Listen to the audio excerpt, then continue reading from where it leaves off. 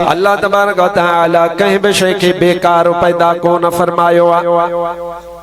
पखी पैदा फरमाया, इन्हन पखिन जे पैदा करने जो मकसद हुआ।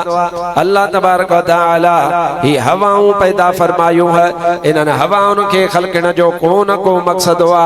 अल्लाह तबारक व तआला सिजो चंड्र ऐं सितारा पैदा फरमाया, इन सिज ऐं चंड सितारन पैदा फरमाइण जो को न को मकसद हुआ। अल्लाह तबारक व तआला उन जो हिकमतूं ॼाणींदो आ।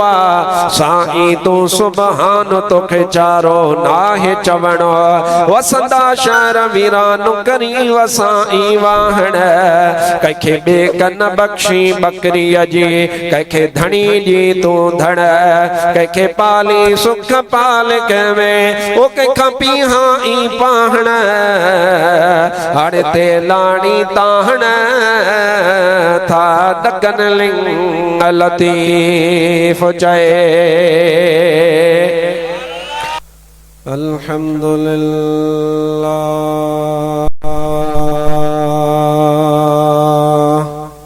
व नऊज़ु बिल्लाहि मिन शुरूरि अंफुसिना व मिन सय्यिआति अअमालिना।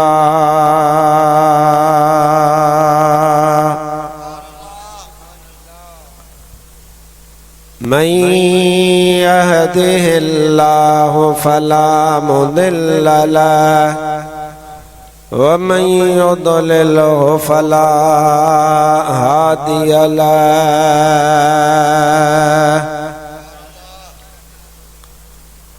व नशहदु अल्ला इलाहा इल्लल्लाहु वहदहु ला शरीक लहु।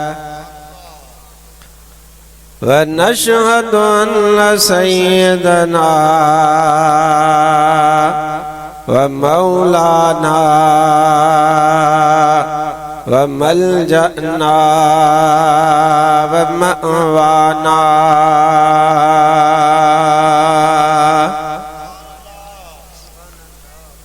व हादियना व महदियना व नूरना व नूर अजसादिना व नूर अरवाहना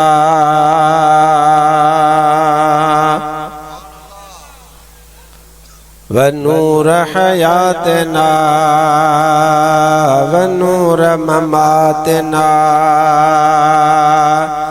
व नूर अव्वलना व नूर आखिरना व नूर ज़ाहिरना व नूर बातिनना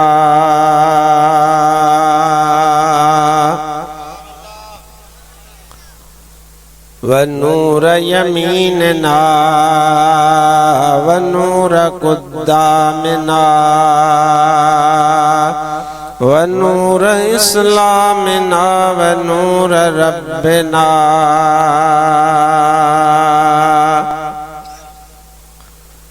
सय्यदना व मौलाना मुहम्मदन अब्दुहु व रसूलुहु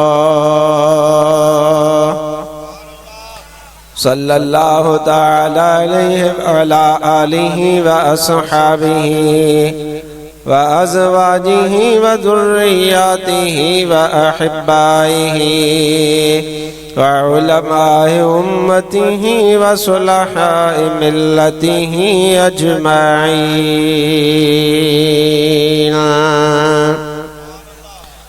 अम्मा बअदु फ़अऊज़ु बिल्लाहि मिनश शैतानिर रजीम। बिस्मिल्लाहिर रहमानिर रहीम। लक़द मन्नल्लाहु अलल मुमिनीन इज़ बअथ फ़ीहिम रसूलन मिन अनफ़ुसिहिम यतलू अलैहिम आयातिहि व युज़क्कीहिम व युअल्लिमुहुमुल किताब वल हिकमह व इन कानू मिन क़ब्ल लफ़ी ज़लालिम मुबीन।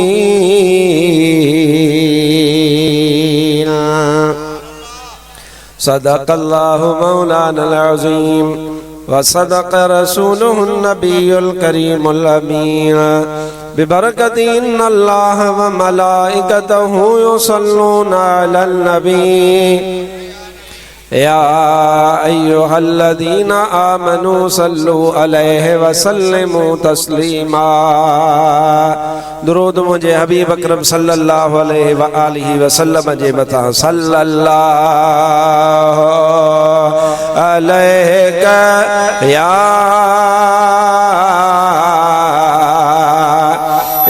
रसूल अल्लाह व सल्लम अलैहि या हबीब अल्लाह। हम्दो सलात खां बाद मुअज़्ज़ज़ व मुहतशम सामईन ज़ी वक़ार प्यारी जमायत सगोरी अस्सलामु अलैकुम व रहमतुल्लाहि व बरकातुहू। सलाम जो जवाब समूरा ॾिजो। अल्लाह ताला जल जलालुहू अमन वालुहू पंहिंजे फज़ल ऐं करम सां तव्हां ऐं असांखे हिन जगह ते अचणु नसीब फरमायो आहे। सालनि खां हिन जगह ते मां हाज़िर थींदो आहियां। तक़रीबन ही मूंखे हिते हाज़िर थींदे 9 दफ़ो आहे ऐं मां तव्हां वटि अचां पियो। अल्लाह ताला तव्हांखे तौफ़ीक़ बख़्शी आहे जो तव्हां माशा अल्लाह अहिड़ो ख़ूबसूरत प्रोग्राम सजायो था ऐं असीं बि पंहिंजो वक़्तु कढी तव्हां प्यारी जमात जे आॾो हाज़िर थियूं था।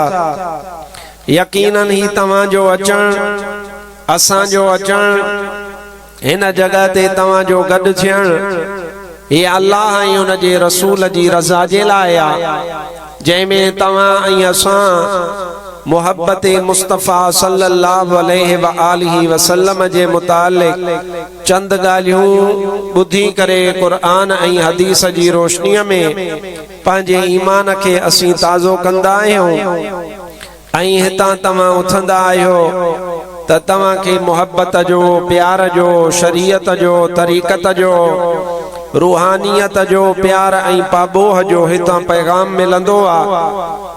ऐं अल्हम्दुलिल्लाह अवां अॻे बि ख़ाली कोन ईंदा आहियो, पर जॾहिं हितां खां उथंदा आहियो त अल्हम्दुलिल्लाह तव्हांजो सीनो बि मुस्तफ़ा जी मोहब्बत सां भरियल हूंदो आहे, त झोल बि हबीब जी मोहब्बत सां भरियल हूंदा। एतिरो वॾो अंगामा जो, एतिरो वॾो तादाद आहे माशा अल्लाह। हाणे महबूब अकरम सल्लल्लाहु अलैहि व आलिहि वसल्लम जे मीलाद शरीफ़ वारा ॾिहाड़ा शुरू थियण वारा आहिनि, त मुंहिंजी दिलि चयो तव्हां प्यारी जमात जे आॾो क़ुरान ऐं हदीस जी रोशनीअ में चंद उहे मारूज़ात अर्ज़ कयां जंहिंमां तव्हां ऐं असांखे ख़बर पवे त मुंहिंजे महबूब अकरम सल्लल्लाहु अलैहि व आलिहि वसल्लम जी जेका मोहब्बत वा, हबीब सां जेको ताल्लुक़ वा, हबीब अकरम जी जेका निस्बत वा, उहा निस्बत केॾे कम जी शइ आहे। सभ खां पहिरियां दुआ घुरो अल्लाह ताला मूं फ़क़ीर खे हक़ ऐं सच बयान करण जी तौफ़ीक़ अता फरमाए। सभ आमीन चइजो। ऐं उन सां गॾोगॾु हीअ बि दुआ घुरो त अल्लाह तबारक व तआला तव्हां ऐं असां सभिनीनि खे हक़ ऐं सच ॿुधी उन जे मथां अल्लाह अमल करण जी बि तौफ़ीक़ अता फरमाए। आमीन जो आवाज़ बुलंद आवाज़ सां।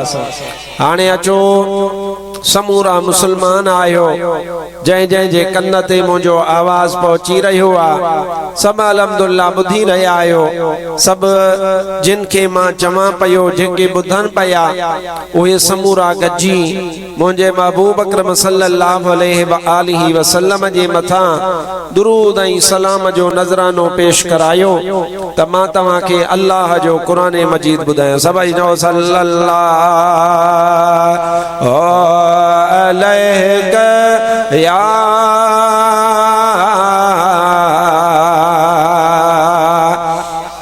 या रसूल अल्लाह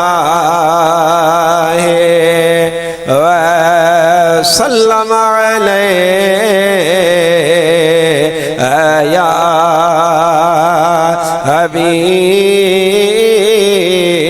अल्लाह। आया आयो जलसे में पर अञा तव्हां वारो दिमाग़ ॻोठ वेठो आहे, को होटल ते आहे, को नौकरी में आहे, हिते वेहो दुरूद पढ़ो सल्लल्लाहु अलैहि या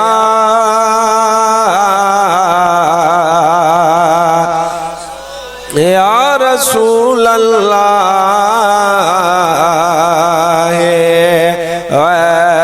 सल्लम अलैहि या हबीब अल्लाह। अल्लाह तबारक व तआला पंहिंजे पाक कलाम मजीद में इरशाद फरमायो आहे अल्लाहु अलल मुमिनीना इज़ बअस फ़ीहिम रसूलन मिन अनफुसिहिम यतलू अलैहिम आयातिही व युज़क्कीहिम व युअल्लिमुहुमुल किताब वल हिकमह व इन कानू मिन क़ब्लु लफ़ी ज़लालिम मुबीन।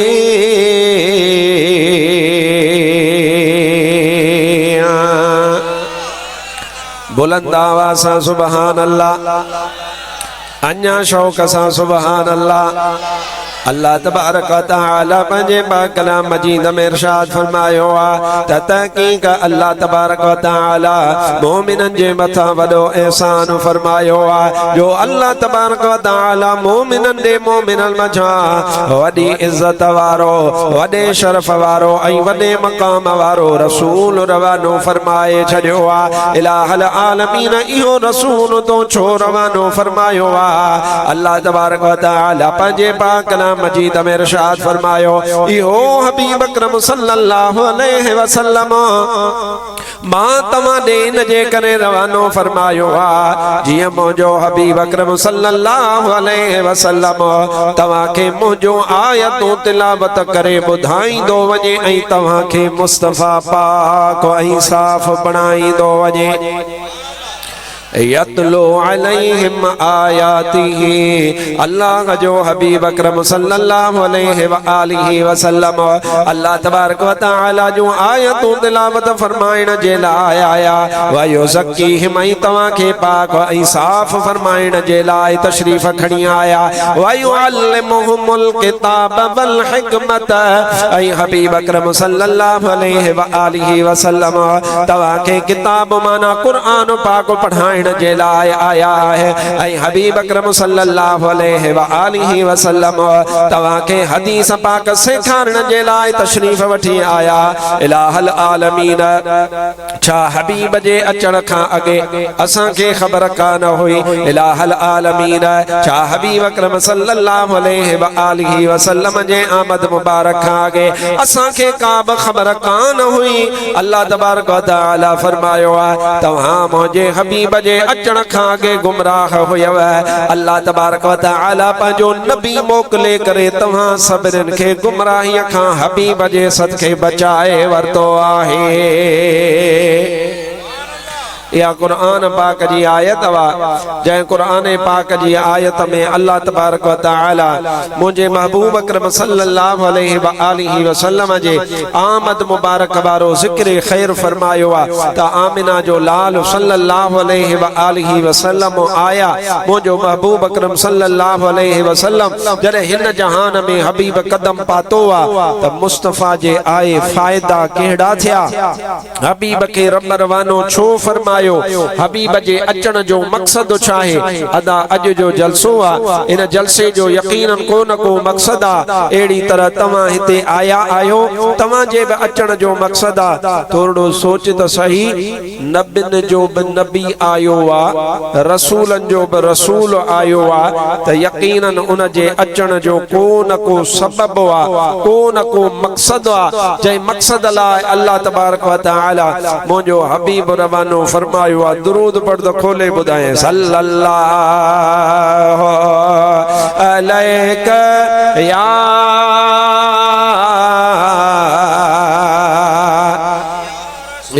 रसूल अल्लाह सल्लम अलैहि या हबीब अल्लाह। अल्लाह तबारक व तआला कहीं भी शय के बेकार पैदा को न फरमायो। पखी पैदा फरमाया, इन्हन पखिन जे पैदा करण जो मकसद वा अल्लाह तबारक व तआला ही हवाऊं पैदा फरमायूं है, इन्हन हवाउन के खलकण जो को न को मकसद वा अल्लाह तबारक व तआला सिज चंड ऐं सितारा पैदा फरमाया, इन सिज ऐं चंड सितारन पैदा फरमाइण जो को न को मकसद वा अल्लाह तबारक व तआला उन जो हिकमतूं ॼाणींदो आ।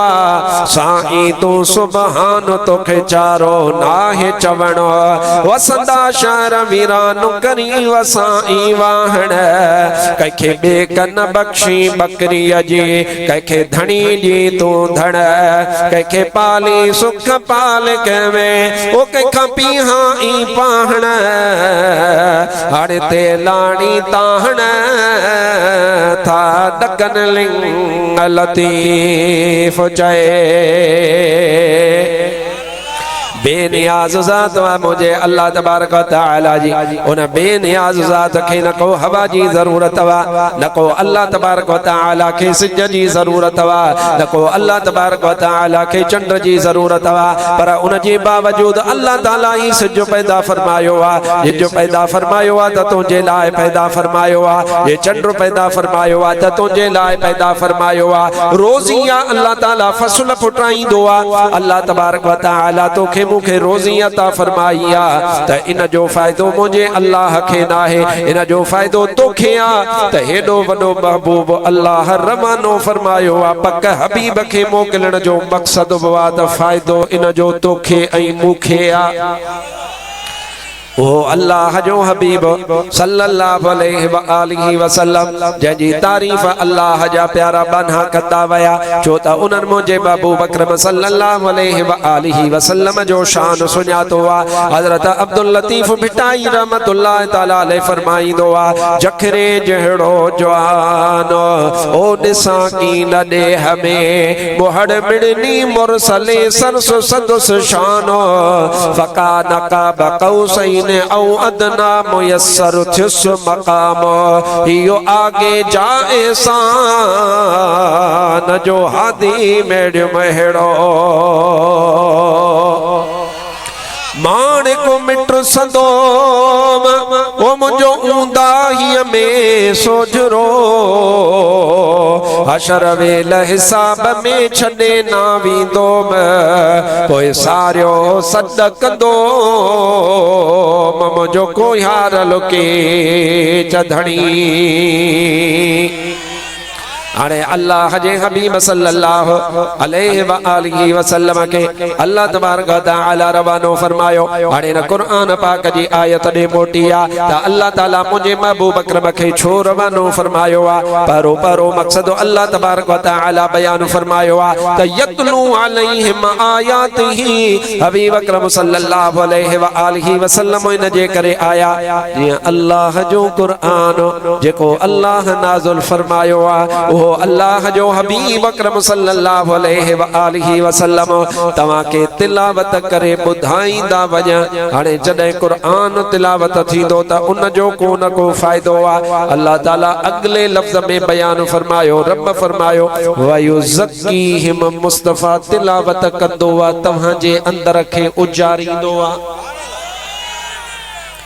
इहो तज़कियो लफ्ज़ जेको आ न थोड़ो पंहिंजे ज़हन ते तवज्जो ॾिजो।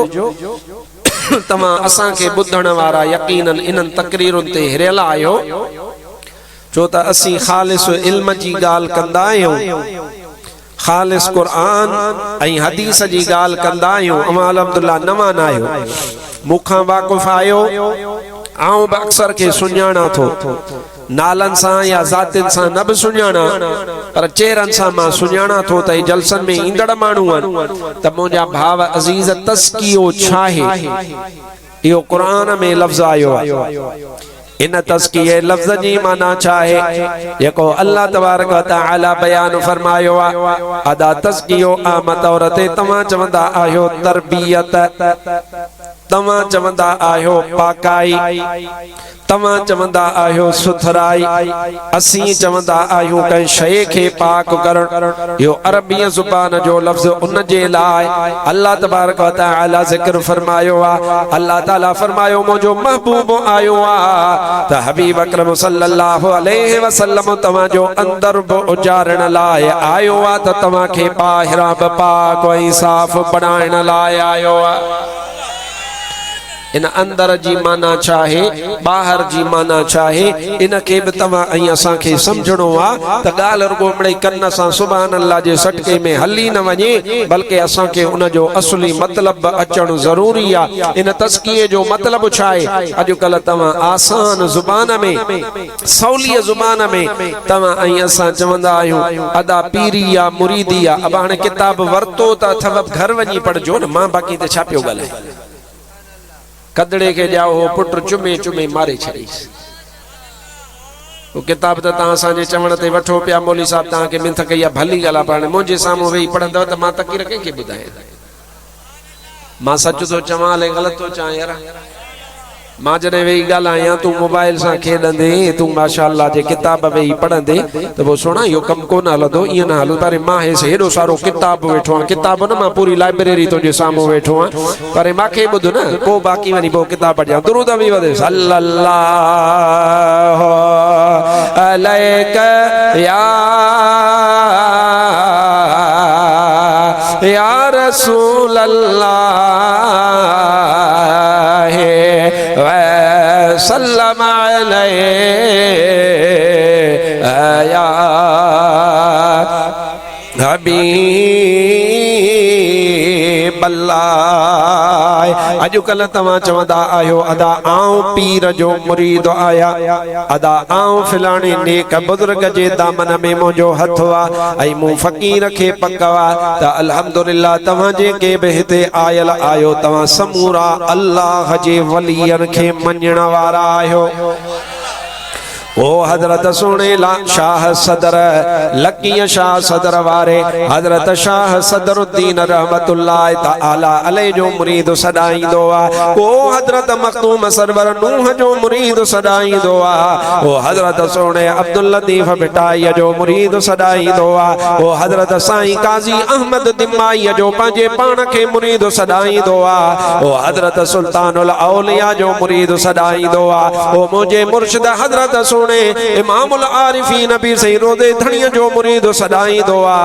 मूंखे पकवा त मुंहिंजा भाव दीद तव्हां समूरा जा समूरा पीरनि जे पीर हज़रत अब्दुल कादिर जीलानीअ खे मञण वारा आहियो ऐं उन सां मुहबत कंदड़ आहियो।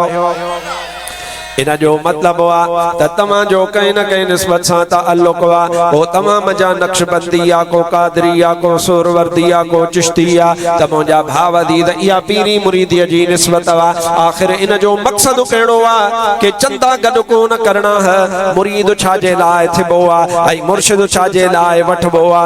क़ुरान ॿुधाईंदो आ, हज़रत हबीब अकरम सल्लल्लाहु अलैहि व आलिहि वसल्लम जी हदीस बयान फरमाईंदी आ त असुल में इहो जेको बि ताल्लुक वा इहो ताल्लुक हिकु अल्लाह जे रसूल कारणी या त ॿियो मुंहिंजे मिठड़े अल्लाह कारणी पंहिंजे पाण में ताल्लुक वा।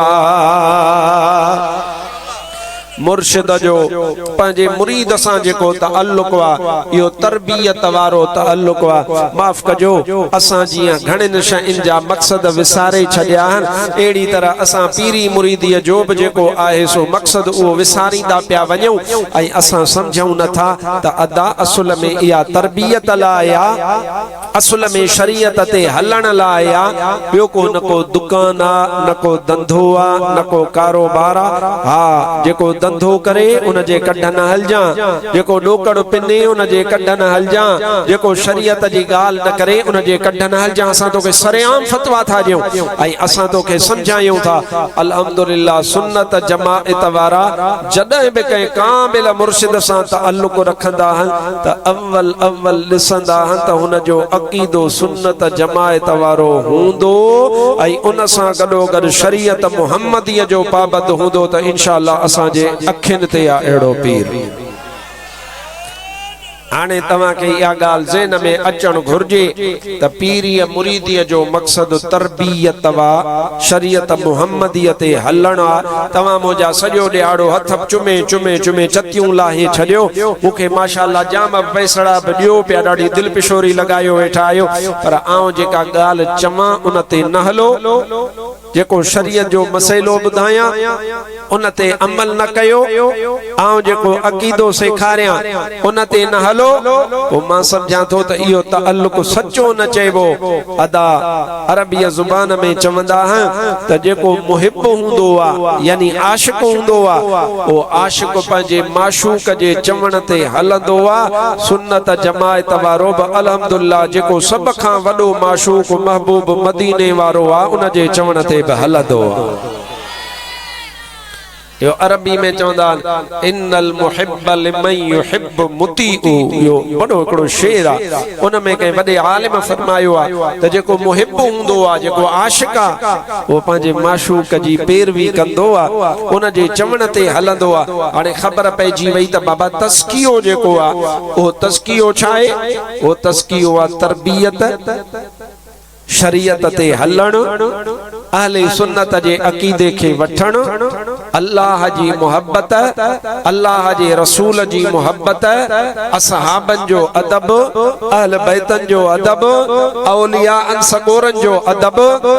जेकॾहिं इहे शयूं आहिनि, रब जी मोहब्बत वा त मखलूक खे तंग न कंदो, अल्लाह जी मोहब्बत वा पाड़े वारे खे तंग न कंदो, अल्लाह जी मोहब्बत वा हराम न खाईंदो, अल्लाह जी मोहब्बत वा माप तोर में कमी न कंदो, अल्लाह जी मोहब्बत वा कूड़ न ॻाल्हाईंदो, अल्लाह जी मोहब्बत वा शराब न पीअंदो, अल्लाह जी मोहब्बत वा ज़िना को न कंदो, अल्लाह जी मोहब्बत वा चोरी को न कंदो, अल्लाह जी मोहब्बत वा ओड़े पाड़े दोस्तन साथिन के तंग न कंदो। मुंहिंजा भाव अदीद जे अल्लाह ऐं उन जे रसूल जी मोहब्बत वा त पोइ बंदो ईअं बणजी वेंदो आहे जीअं तुंहिंजो मुंहिंजो उस्ताद हज़रत शेरे मुस्तफ़ा क़िबला मुफ्ती अब्दुल रहीम सिकंदरी हुयो। यो मुफ्ती साहब रहमतुल्लाह अलैह, अल्लाह जो कामिल वली, अल्लाह जो प्यारो बानो, यो उनके एडो सुहिणो सेबतो सुठो बरकत वारो कंहिं बणायो। अल्लाह ऐं उन जे हबीब जी मोहब्बत उनखे इन मंज़िल ताईं पुॼायो आहे। इन जो मतिलबु आहे पीरी मुरीदी तस्कियो, इन जो मतिलबु तरबियत वा। जे तरबियत न आहे, ॾंडा ऐं कूंडा आहिनि माशाअल्लाह, अठ अठ मुंडियूं हथनि में आहे, अबा ईंदो वञ ॾोकड़ ॾींदो वञ, बसि अच न को अल्लाह न को रसूल, त पोइ भाव दी मां तोखे चई थो छॾियां त पोइ धोखे में हूंदे, धोखे में हूंदे। लिहाज़ा पंहिंजी तरबियत करे छॾिजां। अहले सुन्नत व जमात जो इहो ई अक़ीदो आहे, इहो ई तरीक़ो आहे। ऐं असां तव्हांखे ॿुधायूं पिया त तस्कियो चइबो आहे अंदर खे उजारणु, अंदर खे संवारणु, ज़ाहिर खे संवारणु, अखलाक सुठा करणु, इश्क़े मुस्तफ़ा इख्तियार करणु। अदा तस्कियो इन खे चइबो आहे।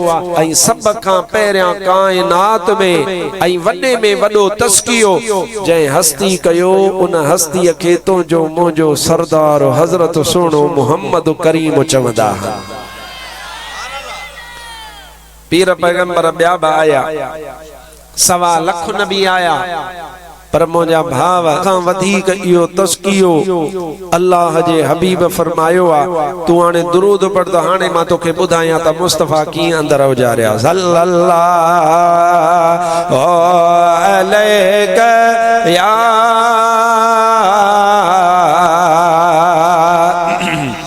या रसूल अल्लाह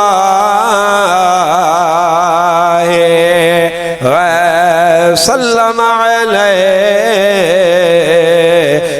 या हबीब अल्लाह। मां दुरूद तव्हांजो ॿुधां, मुंहिंजो अक़ीदो आहे त अल्लाह जो हबीब सल्लल्लाहु अलैहि वसल्लम तव्हांजो दुरूद पाण ॿुधंदा आहिनि। सल्लल्लाहु अलैका या रसूल अल्लाह व सल्लम अलैहि या हबीब वल्लाह अल्लाह जो हबीब सल्लल्लाहु अलैहि व आलिहि वसल्लम तशरीफ वठी आया। हाणे थोड़ो अॻिते पोइते थोड़ो तोखे वठी हला। पोइ ज़माने में अल्लाह जो हबीब सल्लल्लाहु अलैहि व आलिहि वसल्लम जॾहिं हिन जहान ते अञा आया कोन हा, अरब सगोरनि जो हाल कहिड़ो आहे थोड़ो तोखे उहो ॿुधाईंदो हला जीअं तोखे सम्झ में अचे त मुस्तफ़ा करीम सल्लल्लाहु अलैहि वसल्लम कीअं तरबियत फरमाई आहे। हबीब जे अचण खां अॻे पंहिंजूं न्याणियूं ज़िंदा दफ़न कंदा हुया। हबीब जे अचण खां अॻे जेकॾहिं कंहिं सबब जे करे पंहिंजे पाण में जंग शुरू थियो वञे त 7 साल ताईं उहा जंग ख़त्म कान थींदी हुई। अंधेरो हूंदा हिया जहालत वा अॻु में जेके पंहिंजे पाण में विढ़ंदा हा, अॻु में जेके हिक ॿिए जे रत जा प्यासा हूंदा हा, पर अल्लाह जो हबीब सल्लल्लाहु अलैहि वसल्लम ईंदा वया हबीब जी आमद थींदी वई। मुस्तफ़ा करीम उहे जेके हिक ॿिए जा दुश्मन हा हाणे हिक ॿिए जे मथां सिर घोरण जे लाइ तैयार हूंदा हा। अगे जेके ॿियनि खे धाड़ा हणंदा हा हाणे उहे ॿियनि जे लाइ पंहिंजा माल कुर्बान कयो वेठा हा। अगे जेके ॿियनि सां ठहंदा कोन हुया हाणे मुआफ़ फरमाईंदा हुया। अल्लाह जो हबीब सल्लल्लाहु अलैहि वसल्लम ईंदा वया त उहे माण्हू जेके पंहिंजे पाण में दुश्मन हुया हबीब अकरम सल्लल्लाहु अलैहि वसल्लम जे आमद मुबारक सां अहिड़ा सच्चा बणिया जो अल्लाह तबारक व तआला कुरान पाक जो आयतूं नाज़िल फरमाए करे मुस्तफ़ा जे उन्हनि मुरीदनि जी तारीफ़ रब पाण फरमाई आ। ओए हबीब जा मुरीद केरा केड़ा जिन खे कुरान कोडायो ओ लगी तुझे तार जन के दुनिया में उहे दीवाना लगे तुझे तार जन के दुनिया में उहे दीवाना असहाबी पहरो नंबर प्यार में हुआ परवाना लगे तुझे तार जन के हथड़ो मथे करे सुभान अल्लाह। आई मां सां गॾु चवराए त का इश्क जी ॻाल्हि दे ओ लगे तुझे तार जन के दुनिया में उहे दीवाना लगे तुझे तार जन के दुनिया में उहे दीवाना असहाबी पहरो नंबर प्यार में हुआ परवाना लगे तुझे तार जन के आयो सुफले यार हुई हिकड़ी जुले हाँ हैरायो सुफले यार हुई हिकड़ी जुले हाँ हैरा पर मदनी अले मुल्क चरियो मदनी अले मुल्क चरियो मलाइक भी मस्ताना लगे तुझे तार जन के दुनिया में उहे दीवाना असहाबी पहरो नंबर प्यार में हुआ परवाना लगी तुझे तार जन के ओहे अरब सगोरा हाणे मिसाल तोखे ॾींदो हला ओहे अरब सगोरा जेके हठेला कंजी गाल कोन मञींदा तलवार हर वक्त हथ में साणवा कंजे आडो पंहिंजो सिर झुकाइण लाइ तैयार कोन हूंदा हुया। अल्लाह जो हबीब सल्लल्लाहु अलैहि वसल्लम जॾहिं पाण नबूवत जो इज़हार फरमाइनि था हबीब अकरम सल्लल्लाहु अलैहि वसल्लम नबूवत जो ऐलान फरमायो आहे। मुस्तफ़ा करीम सल्लल्लाहु अलैहि वसल्लम मक्के पाक में हयाती गुज़ारी आहे। उन खां पोइ हबीब अकरम मदीने पाक में आया अदा मां दुआ थो कयां त अल्लाह ताला तोखे मूंखे जल्दी मदीने पाक जी हाज़िरी नसीब फरमाए। आमीन को था चवन अदा।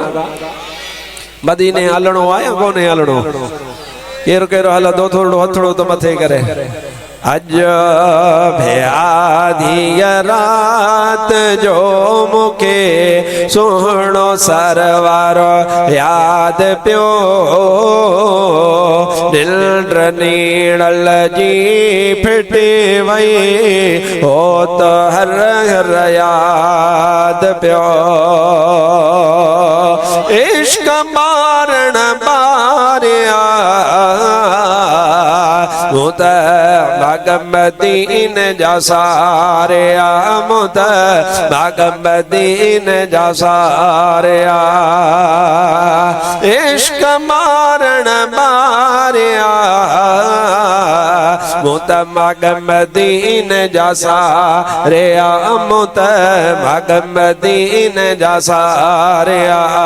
घोड़ा घड़ियों की अखारिया, घोड़ा घड़ियों की अखारिया। जंखे रात रहबर याद पियो, निंड नीड़न जी फिटी वई हो तो हर हर याद पियो। अज भी आधी रात जो मुखे सुहिणो सरवारो याद पियो, निंड नीड़ल जी फिटी वई हो तो हर हर याद पियो। अल्लाह जो हबीब सल्लल्लाहु अलैहि वसल्लम मदीने पाक में मस्जिद नबवी में खिताब फरमाए रहा। अल्लाह जो हबीब मिंबर ते बीठा है। अल्लाह जे हबीब जे सामो सहाबन सगोरन जी हिकड़ी जमायत वा। हजरत सुनो अब्दुल लतीफ बिटाई रहमतुल्लाह तआला अलैहि फरमाईंदो आ, जोड़े जोड़ जहान जी जन पाण कयई परवार, हामी हादी हाशमी सरदारे सरदार, सुहे सहाबन सथ में मंझ मस्जिद मणिया दार, पोए चारई चंगा चौथा रहो है गांदा हो तसी।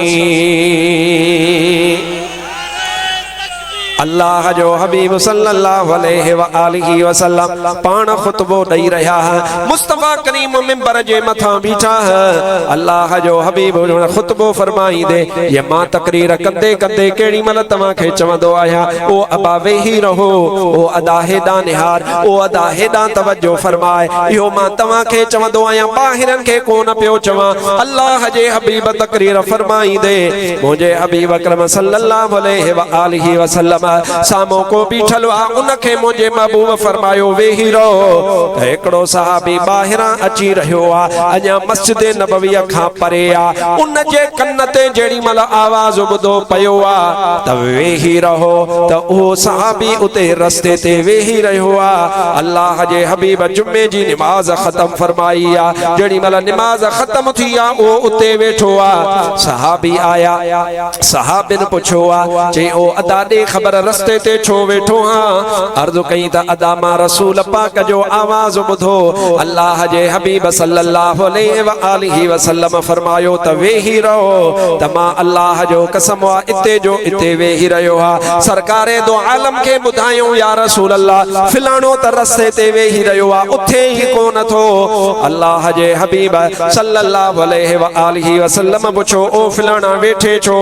अर्ज कई या रसूल अल्लाह अवां जो आवाज मुझे कन्न ते पुगो वेही रहो। या रसूल अल्लाह जे कदे हाने मां हिक बि विख अगते खणा हा त मुझो ईमान चट थी वने हा, छो त तो मोहम्मद जे हुक्म खां पोइ कदम अगते नाहे वधाइणो। अल्लाह जे हबीब इरशाद फरमायो, मां त सामो वारे मानू के पे चयो, जेको सामो बीठल होयो मां त उन के चयो होयो।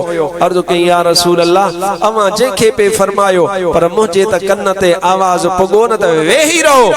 अल्लाह जा हबीब मां में हाने जुर्रत ना है जो मां पंहिंजो कदम अगते वधाया। या रसूल अल्लाह सल्लल्लाहु अलैहि वसल्लम आई मां विखा ते खणा।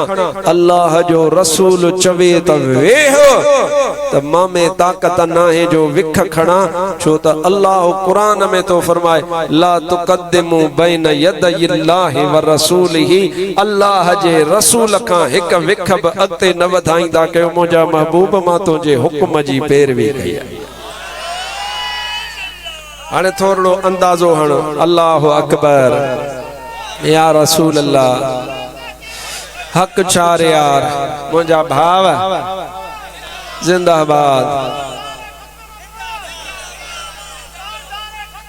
हाणे मुंहिंजा भाव अज़ीज़ इन मां तू अंदाज़ो लगा त सहाबी सगोरा पैरवी मुस्तफ़ा करीम जी केॾी था कर। इन सहाबीअ जो नालो बि अॼु मां पढ़ियो आहे। इन सहाबीअ जो नालो छा हो? इन सहाबीअ जो नालो हो हज़रत अब्दुल्ला इब्ने रवाहा। इहो सहाबी हो जंहिंजे कन ते आवाज़ पुगो हो वेह त उहो उते वेही रहियो हो। मुंहिंजे महबूब उन जी पुठी ठपे करे फरमायो हो ओ अब्दुल्ला अल्लाह तुंहिंजी इन मुंहिंजी जेका पैरवी तूं करीं थो अल्लाह तुंहिंजी इन पैरवी में तोखे बरकत ॾींदो। या मुंहिंजा भाव अज़ीज़ तकवा वा परहेज़गारी आ। मुंहिंजे महबूब उन्हनि जे अंदर खे अहिड़ो उजारियो अहिड़ो पाक फरमायो अहिड़ो साफ़ फरमायो जो हो हिक विख बि अॻिते हलणो हराम सम्झंदा हुआ। हाणे दुरूद पढ़ त अच त वरी ॿी ॻाल्हि ॿुधाए सल्लल्लाहु अलैका या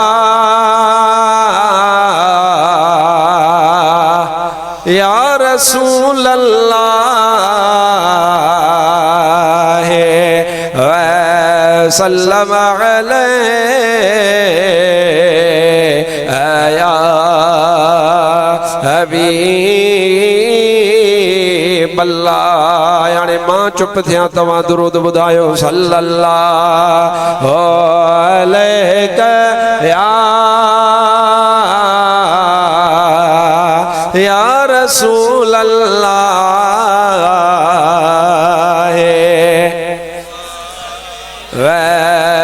वसल्लम अलैहि या हबीब अल्लाह। अल्लाह जे हबीब सल्लल्लाहु अलैहि व आलिहि वसल्लम सां इन्हनि सहाबनि खे केॾी मोहब्बत वा। अल्लाह जे हबीब इन्हनि जा अंदर उजारिया। ही सहाबी सगोरो त कलमे पढ़ण खां पोइ बाद में ओ इन मोहब्बत जो इज़हार करे थो अच त मां तोखे ॿुधायां अञा कलमो बि कोन भरियो आहे पर अॻे मुंहिंजे महबूब खे सुञाणंदा। छो जो इन जे करे त जेके मुस्तफ़ा जा साथी हन यानी सहाबी ये अल्लाह चूंडिया। ॻाल्हायो अलाए जागो था अलाए निंड अची वई अथव। अबा मुंहिंजे महबूब खे जेके ये मुरीद सहाबी चूंडे ॾिना कंहिं ॾिना? क़ुरान थो फरमाए क़ुरान में अथव इहा आयत हुवज्तबाकुम अल्लाह तबारक व तआला इन्हनि सहाबिन खे पाण चूंडियो आहे। हाणे फिरके वारियत जी ॻाल्हि छॾ छेड़े जी ॻाल्हि छॾ फसाद जी ॻाल्हि छॾ मूंखां ग़लती थी सघे थी मौलाना इरफान अली खां गलती थी सके थी मौलाना मोहम्मद यूसुफ सिकंदरी खां चुक थी सके थी वेचारो इंसान मुखां थी सके थी मुफ्ती खां थी सके थी अल्लामा खां थी सके थी कहीं पीर साहब खां थी सके थी तवां खां थी सके थी पर मुझा भाव अजीज अल्लाह तबारक व तआला गलती खां पाक वा अदा मां त भुल में तवां खे पंहिंजो मिसाला दोस्त समझा मां तवां खे पंहिंजो शागिर्द चूंडिया सुभाणे उन में चुक निकरी पवे त मुंहिंजा भाव दीद इन में मुंहिंजी चुक वा मूंखे ख़बर कान हुई पर ॾेहनि जे दातार रब ज़ुल जलाल मुंहिंजे दिलबर हबीब खे मुंहिंजे महबूब जा सहाबी चूंडे करे अल्लाह पाण अता फरमाया हुया। हबीब जा जेके सहाबी हन उहे अल्लाह पाण चूंडे करे मुझे हबीब के अता फरमाया है। याद रखजा ओ अल्लाह त गलती कान कई न, अल्लाह गलती खां पाक आ। मुझा भाव अजीज जे अबू बकर सिद्दीक मुस्तफा के दिनो त अल्लाह दिनो आ, जे उमर फारूक दिनो त अल्लाह दिनो आ, जे उस्मान गनी दिनो त अल्लाह दिनो आ, जे हैदर करार दिनो त अल्लाह दिनो आ, सईद बिन ज़ैद दिनो त अल्लाह दिनो आ, अब्दुल रहमान बिन औफ दिनो त अल्लाह दिनो आ। मुझा भाव अजीज मुझे महबूब जा लख खां वधीक सहाबी हन, उहे समूरा जा समूरा हक नबी कोन चूंडिया हा, तो कोन चूंडिया हा, मुस्तफा के ॾेहन जे दातार रब चूंडे करे पाण अता फरमाया। हाणे जेकॾहिं को माण्हू उन्हनि सहाबनि जे बारे में घटि वधि ॻाल्हाए त हिन जो मतिलबु आहे हू अल्लाह खे थो ॻाल्हाए, अल्लाह जी चूंड जे मथां एतिराज़ थो करे। अल्हम्दुलिल्लाह तव्हां ई असांखे रब जी चूंड ते को बि एतिराज़ न आहे। असीं चऊं था त अल्लाह ताला मुंहिंजे महबूब अकरम सल्लल्लाहु अलैहि वसल्लम खे हर शइ कमाल अता फरमाई आहे, अहिड़ी तरह अल्लाह ताला मुंहिंजे महबूब खे जेके यार अता फरमाया उहे बि अल्लाह बेमिसाल अता फरमाया। सल्लल्लाहु अलैहि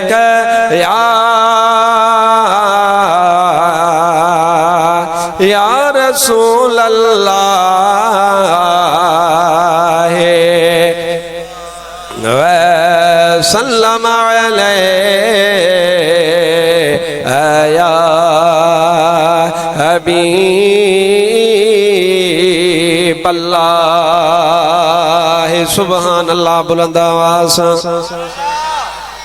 एक नात खोले छॾिया का असांखे बि हवा लगे आ, खलीफन के समझ कोन्हे त साईं के गर्मी पई लगे। तहां चो था असांखे हवा लगे पई साईं जो ख़ैर आहे, पर साईं त मथे वेठो आहे ॻाल्हाए पियो। खलीफन मूं बकुल छॾायो आहे, मोबाइलन जे हथनि खे ख़बर कान्हे साईं खे झली वरणी आहे। सल्लल्लाहु अलैहि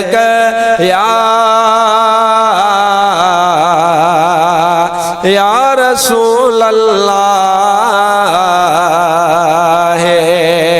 व सल्लम अलैहि या हबीब अल्लाह।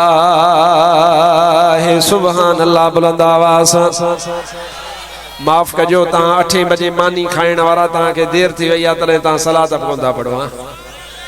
नंगर में देर थी वई अथव न, इन करे ख़ैर आहे, मां बि कोन कयो आहे। सल्लल्लाहु अलैहि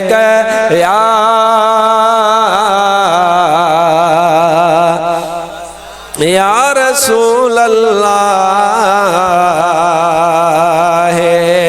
व सल्लम अलैहि या हबीब अल्लाह। अल्लाह जे हबीब सल्लल्लाहु अलैहि वसल्लम जा सब सहाबी समोरा मां अर्द इहा गाल कया, मां टाइम तमा जो खड़ो को रथो वठा। मुंहिंजा भाव दीदा अल्लाह जे हबीब लाइ चूंडिया बि सहाबी रब पाण हुया, पर अञा हिकड़े सहाबी कलमो कोन भरियो आहे, अञा हबीब जो गुलाम कोन बणियो आहे। अदा तस्कियो थे तॾहिं जॾहिं कचहरीअ में वेहे, जॾहिं मुस्तफा करीम खां क़ुरान ॿुधे, पर मुंहिंजा भाव दीद हिकड़ा अहिड़ा बि आहिनि जिन खे अञा हबीब क़ुरान कोन ॿुधायो आहे, हदीस कोन ॿुधाई आहे, पर अल्लाह उन्हनि खे एॾी ॾाहप ऐं अकुलमंदी अता फरमाई आहे जो ईमान आणण खां बि अॻे मुंहिंजे दिलबर नबीअ जो शान सुञाणींदा हुआ। हिकड़ो सहाबी आहे, उन सहाबीअ जो नालो आहे हज़रत जरीर बिन अब्दुल्लाह। जरीर नालो आहे, पुटु आहे हज़रत अब्दुल्लाह जो, ऐं उन जो कबीलो जेको आहे उहो कबीलो बुजेला कबीलो आहे। बुजेला दादा तूं वेही रहो, बुजेला कबीलो आहे, बुजेला। ऐं इन्हनि कबीले दे जेका निस्बत वा उनखे चइबो आहे बजली। छा बजली? बिजली न, छा ॻाल्हायो मौला मदीने पाण पटेगा ॻाल्हायो बाबा। छा बजली? बजली या निस्बत आहे, ऐं कोन्हे बे जीम लाम ये बजली। इहो बुजेलो कबीलो आहे। अबा तू मुंहिंजी तस्दीक लाइ आयो आहे छा बचा? या कुल को वांदो आहे वीचारो, सादड़ो आहे, दरवेश आहे, पोइ माफ़ अथसि। असां पाण वॾा दरवेश आहियूं। सुभान अल्लाह ज़ोर सां बाबा, ख़ैरा ख़ैरा, सुभान अल्लाह ज़ोर सां। हज़रत जरीर बिन अब्दुल्लाह अल बजली पंहिंजे कबीले जो सरदार ऐं उन्हनि कबीले जो एॾो वॾो सरदार हो जो हुन जे हेठां हज़ारनि जे तादाद में हुन जे कबीले में माण्हू आहे। ऐं अल्लाह जे हबीब सल्लल्लाहु अलैहि वसल्लम जी दिल मुबारक चवंदी ही त जेकर जरीर पुट अब्दुल्लाह जो मुसलमान थी पवे। इन में हिकमत कहिड़ी? हिकमत हीअ हुई त हबीब फरमायो त जेकर इहो अकेलो मुसलमान थींदो त इन सां गॾु हज़ारे माण्हू मुसलमान थी पवंदा। हबीब खे शौक़ु हूंदो त माण्हू वध खां वध इस्लाम में अचनि ऐं माण्हू जेके आहिनि उहे बुछड़ाईअ खां बचनि, कुफ्र खां बचनि, शिरक खां बचनि। अल्लाह जे हबीब खे शौक़ु हूंदो। हाणे हज़रत जरीर ऐं एॾो हसीन जमील हो, एॾो हसीन जमील हो जो हज़रत जरीर बिन अब्दुल्लाह के हिकड़े ॾिहाड़े ते हज़रत सैयदना उमर फारूक रज़ी अल्लाह तआला अन्हु वेंझ ते ॾिठो। माना कंहिं ओट में ॿराड़ी में जीअं वेंझबो आहे, कंहिं ओट में गोॾ ॿधियो विचे पियो बीठो, वॾा वार हूंदासि ऐं तमामु सुहिणो नौजवान हुयो। हज़रत जरीर खे जेॾी महिल हज़रत उमर ॾिठो त हज़रत उमर रज़ी अल्लाह तआला अन्हु हज़रत जरीर खे चयो, ओ जरीर थोरो ख्यालु कंदो कर मतां तोखे नज़र न लॻी वञे। सुहिणो माशाअल्लाह, ॾाढ़ी बि हुनजी सुहारी सुहिणी हूंदी ही, जिस्म बि हुनजो सुहिणो, कद बि हुनजो सुहिणो, वरी वेतर कबीले जो सरदार। अल्लाह जे हबीब सल्लल्लाहु अलैहि वसल्लम जी दिल मुबारक चवंदी ही त जेकर जरीर जेको आहे उहो जरीर मुसलमान थी पवे। अल्लाह जे हबीब जे दिल जी हाणे इहा जेका चाहत ही न, ॾिस त अल्लाह ताला कीअं थो पूरी फरमाए। सल्लल्लाहु अलैका या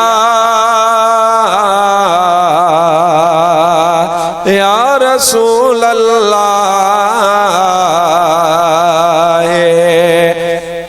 व सल्लम अलैहि या हबीब अल्लाह। अल्लाह जो हबीब सल्लल्लाहु अलैहि वसल्लम मस्जिद नबवी में वेठा। अल्लाह जे हबीब सल्लल्लाहु अलैहि वसल्लम के हिकड़े सहाबी अर्ज़ कयो, या रसूल अल्लाह, मां पंहिंजे घर में मानी तैयार कराई आ। मुंहिंजा हबीब अकरम सल्लल्लाहु अलैहि वसल्लम तव्हां हलो मुंहिंजे घर में हली करे ॿ टे लुक़मा वापरायो त अल्लाह मूंखे बरकत अता फरमाए। मुझो मुस्तफा करीम मस्जिद नबवी में जो वेठा हबीब सां 4 या 5 जड़ा मानू हा। मुझो हबीब उनके इरशाद फरमायो तो फिलाना तो दावत दिनी आ, तुझी दावत कबूल वञ वञी करे घर में तैयारी कर। वो साहबी सगोरो उतां खां तकड़ो तकड़ो पांजे घर दे रवानो थियो आई वनी पांजे घर में मानी जो जो बंदोबस्त हो करण शुरू के। अल्लाह जे हबीब थोड़ी देर इंतजार फरमायो। इंतजार फरमाइण खां पोइ मुस्तफा करीम पांजन सहाबिन के फरमायो हलो। सहाबी सगोरा वठी करे हबीब अकरम सल्लल्लाहु अलैहि वसल्लम रवाना थिया।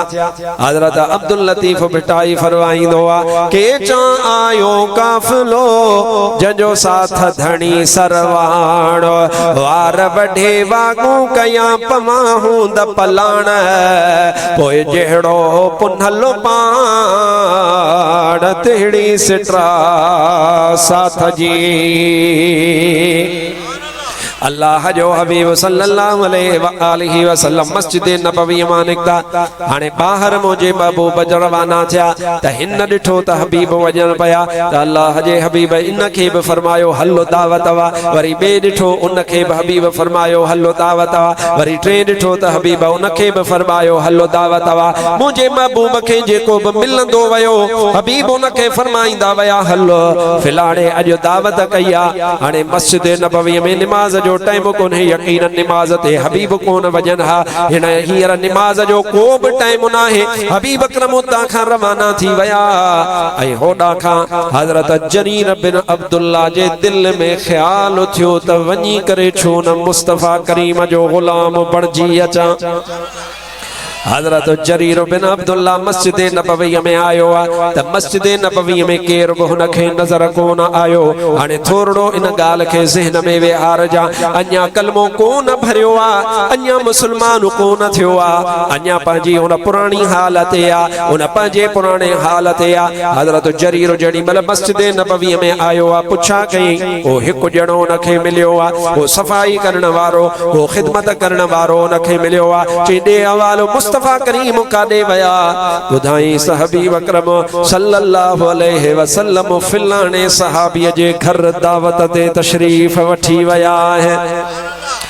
एक बे के सुञाणींदा हुया एक बे जा घर ॾिठल हुया एक बे सां ताल्लुक़ हुयो मदीनो पाक को एॾो वॾो शहर कोन हुयो हाणे हबीब अकरम सल्लल्लाहु अलैहि वसल्लम उन सहाबीअ जे घर में जेॾी महिल पहुता अदा बंगला कोन हुया वॾियूं माड़ियूं कोन हुयूं वॾा इलाइक़ा कोन हुया मुख़्तसर घर हूंदा हा नंढड़ा जो नंढड़ा जेॾी महिल हबीब अकरम अची करे घर में वेठा त उहो घर सहाबी सगोरे जो खचा खच मुंहिंजे महबूब जे सहाबन सां भरजी वयो एकड़ा त मस्जिद नबवी मां हबीब सां गॾु आया हुया ॿिया बाज़ार मां मुंहिंजे महबूब अकरम सल्लल्लाहु अलैहि वसल्लम सां अची करे गॾु आया ॼण त सहाबी सगोरो ईअं चवे पियो सुबुह थियो मैं फ़र्क़ पियो मुंहिंजे हीअणे लॻी हीर मन मुरादूं पुनियूं जेके पले विधियूं हन पीर हाणे हीअड़ा थी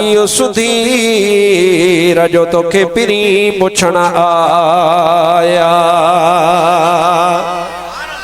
सहाबी सगोरो खुश वेठो आ सहाबी सगोरो खुश वेठो आ सहाबी सगोरे जे घर में ईद लगी पई आ त आमिना जो लाल सल्लल्लाहु अलैहि वसल्लम मुंहिंजे घर में तशरीफ़ वठी आया हाणे तिर रखण जी बि जगह काने हितां बि सहाबी वेठा हैं हितां बि सहाबी वेठा हैं हितां बि सहाबी वेठा हैं हितां बि सहाबी वेठा हैं विरांडे में बि सहाबी वेठा हैं कमरे में बि सहाबी वेठा हैं अल्लाह जो हबीब खामोश चुप कयो वेठा है हज़रत जरीर बिन अब्दुल्ला बजली रज़ी अल्लाह ताला अनो हलंदो हलंदो अची करे जेडी महिल उन घर जे दर ते पुगो त अल्लाह जे हबीब सल्लल्लाहु अलैहि वसल्लम जूं अखियूं हज़रत सोने जरीर जे अखियुनि सां टकरायूं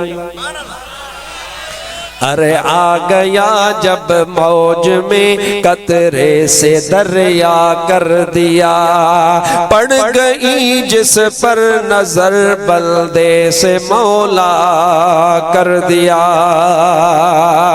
अल्लाह जे हबीब सल्लल्लाहु अलैहि वसल्लम जो अखियूं मुबारक हज़रत सोने जरीर बिन अब्दुल्ला अल बजली जे अखियुनि सां टकरायूं अदा थोरो इहा ॻाल्हि यादि रखणी आहे अञा हुन जवान कलमो कोन भरियो अल्लाह जे हबीब खबे पासे खां निहारियो माना जगह हुजे त इनखे वेहारिया छो त मुअज़्ज़ज़ हुयो पंहिंजे कबीले जो सरदार हुयो अल्लाह जे हबीब हीअं निहारियो थोरो सोच जा थोरो मंज़र ज़हन में विहार जा अबा केरो चाहींदो त मां मुस्तफ़ा जो पासो छॾियां हर को चाहींदो त हबीब जी हुबकार में वेठो हुजां अल्लाह जे हबीब खबे पासे निहारियो जगह काने अल्लाह जे हबीब साजे पासे निहारियो जगह काने मुझे महबूब हीअं दीद घुमाई जगह काने जेडी महिल महबूब अकरम सल्लल्लाहु अलैहि वसल्लम के इत्मिनान थी वयो त जगह काने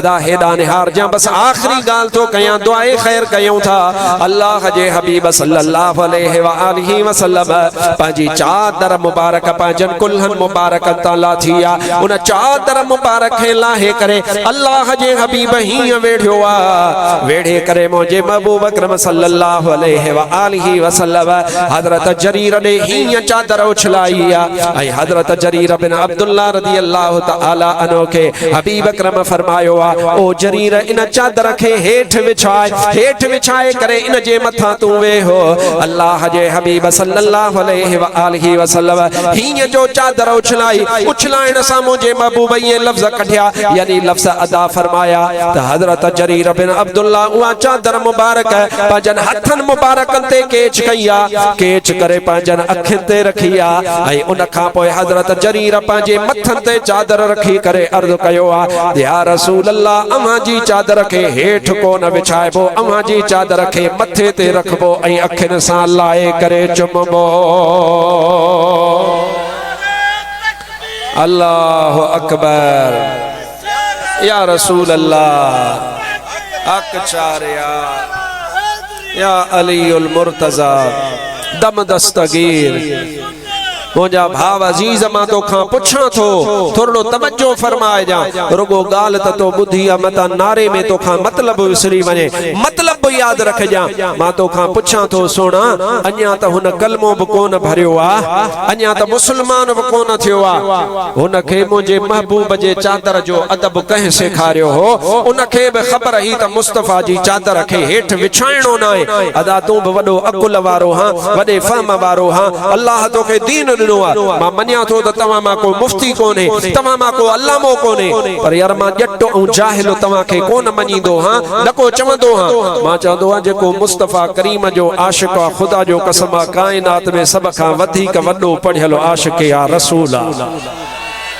जेको आशिक़ आहे हबीब जो वो जाहिल न आहे मां जाहिल उनखे चवंदो आहियां जेको उठ किताबनि जा पढ़ी करे हबीब जी पाक ज़ात मऊं बेऐब ज़ात मऊं ऐब कढे मां जाहिल उनखे चवंदो आहियां मां सुन्नीअ खे जाहिल चवंदो ई कोन सुन्नी जो सीनो त मुस्तफ़ा जी मोहब्बत सां भरियो पियो हाणे मां तोखां पुछां थो हिकिड़ो मसइलो अबा जेकॾहिं हज़रत जरीर इहा चादर हेठि विछाए वेहे हा तव्हां पाण फतवा ॾियो जाइज़ हुयुसि या कोन हुयुसि जाइज़ हुयो छो इन जे करे जाइज़ हो जो नबी साईं पाण इजाज़त ॾिनी हुयसि हबीब पाण चादर अता फरमायसि जेकॾहिं वेहे हा त मनो कान हुअसि छो त काइनात जो सरदार पाण पियो मोकल ॾिए पाण पियो इजाज़त अता फरमाए पर न न न मुंहिंजा भाव हबीब जी इजाज़त ॾियण जो हो मतलब समझे थो त इहा हबीब जी मूं मिस्कीन ते मेहरबानी आ बाक़ी मुस्तफ़ा जे जेका चादर वा उन चादरनि ते कदम कोन ॾिबा अर्ज़ कई या रसूल अल्लाह अव्हां जी चादर मथे ते रखबी अखियुनि सां लॻाइबी जरीर खे ताक़त ई कोन्हे जो इन जे मथां पंहिंजा पेर रखे मुंहिंजा भाव कलमो उन खां पोइ भरियो थियो इहो वाक़ियो थियो पोइ अल्लाह जे हबीब सल्लल्लाहु अलैहि वसल्लम फरमायो जरीर कीअं आयो आहे अर्ज़ की या रसूल अल्लाह कलमो भरण आयो आहे अल्लाह जे हबीब फरमायो जो ला इलाहा इल्लल्लाह ला इलाहा इल्लल्लाह ला इलाहा इल्लल्लाह ला इलाहा इल्लल्लाह हो ला इलाहा इल्लल्लाह ला इलाहा इल्लल्लाह मुहम्मदुर रसूलुल्लाह सल्लल्लाहु अलैहि वसल्लम इन जो मतलब आहे त हबीब अकरम कलमे भराइण खां पोइ बि उन्हनि जा अंदर उजारिया पर मुस्तफ़ा जा सहाबी अॻे ई उजरियल धोतल पोतल रब अता फरमाया हुया छो तो उन्हनि खे चूंडियो अल्लाह हो, जॾहिं चूंडियो अल्लाह हुआ, जॾहिं इख्तियार अल्लाह फरमायो आहे त पोइ मुंहिंजा भाउ अज़ीज़ अॼु जो मवाली कीअं थो चए थोरो मूंखे तूं सम्झाए जा यार, मां मिड़ई आहियां बरोच के दिमाग़ जो माण्हू, मुंहिंजो अकुल मिड़ई घटि आहे यार, तव्हां माशाअल्लाह वॾा ॾह आहियो। अल्लाह करे तारीफ़, मवाली करे गिला। अल्लाह मुस्तफ़ा जे यारनि खे कोॾाए, भंग पीअण वारो मुस्तफ़ा जे सहाबनि खे गारियूं ॾे। मां तोखां पुछां थो त क़ुरान जी मञणी आहे या मवालीअ जी मञणी आहे? ॿुधाए ॿुधाए ॻाल्हायो, कंहिंजी मञबी बाबा? कुरान जी मञबी। कुरान पाक छले थो, कुरान पाक मनो थो करे त बेअदबीअ जो अखर न कढजां, कुरान पाक मनो थो करे त पंहिंजे हथ मां दामन अदब वारो न छॾजां।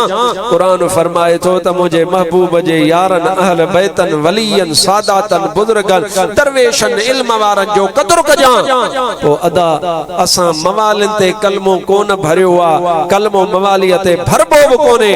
अल्हम्दुलिल्लाह असां कलमो आमिना जे लाल ते भरियो आहे, जेको नबिन जो बि नबी आहे त रसूलन जो बि रसूल आहे। थोरो पंहिंजी इस्लाह कयो, पंहिंजे बच्चन खे बचायो। मां सदा हिन जलसे में तव्हांखे चवंदो आहियां, अॼु मां वरी थो चवां, इल्म सां तअल्लुक़ रखो, आलिमन सां तअल्लुक़ रखो, यटके माहौल मां निकरो, पंहिंजन बच्चन खे बचायो। तुंहिंजो बच्चो नेट ते छापियो ॾिसे, नज़र रख, सुन्नत जमायत जे आलिमन जी, सालिहन जी, नेकन जी सोबत में रहो। बुछड़न माण्हुनि खां पाण खे बचाए। अॼुकल्ह न, सदाई खां चोर धाड़ेल ॾोकड़ खे खाट हणंदा आहिनि, पर हिकिड़ा ॾाड़ेल वारा, सेबता सॾाइण वारा, पटका जुब्बा पाइण वारा, उहे ईमान ते धाड़ो पिया हणनि ऐं चवनि पिया त रसूल पाक नऊज़ु बिल्लाह असां जहिड़ो आहे, असीं रसूल पाक जहिड़ा आहियूं, नबी असां जहिड़ो बशर आहे, नऊज़ु बिल्लाह। नबीअ खे कंधीअ जे पुठियां जी ख़बर न आहे। मुंहिंजा भाउ अज़ीज़ ज़ियाबुन फी सियाबिन, ए कपड़नि में लिकल बघड़ अथई, बघड़ ये दीन जा धाड़ेल आहिनि। मां अॼु दुआ थो कयां, अल्लाह तोखे धाड़ेलनि खां बचाईंदो। सुन्नत जमायत जो दामन अल्लाह ॾिनो अथई, अल्लाह कदो कामिलन मुर्शिदन जे तरीक़े ते हलंदो रहे। बचायो पाण खे। जेकॾहिं न तव्हांजी औलाद मां को बाहि में किरे, तव्हां हुनखे मनो कंदा हो, बचाईंदा हो, बाहि में न वञा, बाहि में न किर, सड़ी पवंदे। त मुंहिंजा भाउ अज़ीज़, मां तोखे अर्ज़ थो कयां, मां तोखे सम्झायां थो, मुंहिंजी तोखे नसीहत आहे, मां तुंहिंजो सजण आहियां। ॾूर तनीअ खां लॾ जंहिंजी नाहे, मुहड़ मलीर ॾे, पखा तिन पापिन खां परे परां हां अॾे, पोइ छांग तनीअ जी छॾ, जेके धनारो धार चरण, जेके अहले सुन्नत व जमात जे अक़ीदे ते न हल, पोइ भले उॾरंदा अचनि, उनखे मख भाए करे खीर ऐं चांहि मां हीअं कढी छॾजां। असांखे अहिड़ो खपंदो ई कोन्हे, असांखे माण्हू खपंदो आहे सुन्नत जमायत वारो। असांखे दो नंबरी न खपंदी आहे। महबूब खे पाण जहिड़ो चवण वारो असांखे नथो खपे, महबूब जी गिला करण वारो असांखे नथो खपे, हबीब जे शरीयत सां मश्करी करण वारो असांखे नथो खपे। असांखे सुन्नी ईअं खपंदो आहे जहिड़ो शेरे मुस्तफ़ा। अबा शेरे मुस्तफ़ा खे जेको सुञाणे हथ मथे करे, सुञाणो था न हज़रत शेरे मुस्तफ़ा खे। असांखे सुन्नी अहिड़ो खपंदो आहे, ख़ुदा जो कसम आहे, को माण्हू छा बि चवे, माण्हू हज़रत साईं सुल्तानुल वाहिदीन शेरे मुस्तफ़ा ज़ाहिरी हयाती में मौजूदु हुया, अॼु बि अल्हम्दुलिल्लाह उनजी रूहानियत असां सां मौजूदु आहे। आशिक मरन की न की, मरन मरदूद आहे, मरदूद मरद आहिनि। त मुंहिंजा भाउ अज़ीज़, आशिक कॾहिं बि कोन मरद आहिनि। हज़रत साईं जे हयाती में के माण्हू सम्झंदा हुआ त यार मुफ्ती साहब सख़्त हुआ, मुफ्ती साहब घणो थो चवे, न करे मिड़ी नरमी रखे। पर मुंहिंजा भाउ अज़ीज़, मुफ्ती साहब फरमाईंदा त बाबा असांजो कंहिंसां बनीअ ते झेड़ो कोन्हे, ॾोकड़ ते न आहे, को मुंहिंजी बनीअ ते कब्ज़ो कयो आहे हुननि या मां कयो आहे, न। पाण फरमाइनि त मुंहिंजो सिर्फ़ झेड़ो ई आहे, हू मुंहिंजे बेअब नबीअ जी ज़ात मां ऐब था कढनि, ऐं मां अब्दुर रहीम चवां थो त तुंहिंजे शान मथां कुर्बान नबी, घोरियां ॿार बचा जिंद जान नबी।